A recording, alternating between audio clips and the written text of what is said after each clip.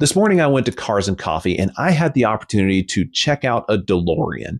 And let me tell you something, I've seen them at car shows, I've seen them driving down the road, but I've never had the opportunity to really get up close and personal one because when you see them at car shows, there's usually a crowd of people around them. But this morning, I finally had my chance because it was 44 degrees and 8 a.m. on a Saturday, and nobody was there except for me and this guy and that coyote in the background. But that's a story for another day. Now, let's look at the DeLorean. This guy has this thing decked out for Back to the Future stuff. And it was really cool seeing the interior all done up, the hoverboard, and the flux capacitor. But what I really wanted to see was in the back of the car. The engine. That's what I wanted to see. You see, my S10 has a 2.8 liter V6 with 130 horsepower. This is a 2.8 liter V6 with 130 horsepower, but I've never seen one up close before. And upon my inspection, I saw the valve cover was really large. And I asked the owner, I was like, wait a minute, is this an overhead cam engine? He said, yes, it's a double overhead cam engine. And to me, that just seems like a lot of new technology and a lot of engineering that potentially was completely unnecessary to put out similar numbers as a very simple V6 like what's in my truck.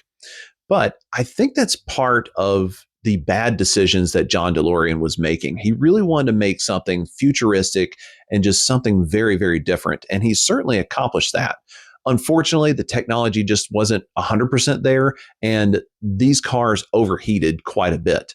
What I was also surprised to see was an AC compressor.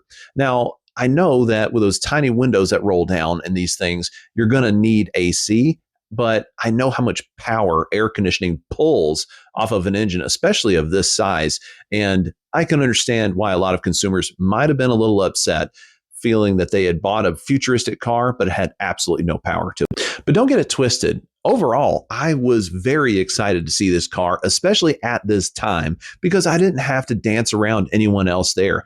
I not only got to see the car up close, but I also got to spend a decent amount of time just looking everything over and finding out information about the DeLorean. So thank you guys so much for watching this video. I hope you tune in for more because there will always be more content here about all sorts of automobiles. Mostly mini trucks, but all kinds of automobiles. Thanks for watching. Bye-bye.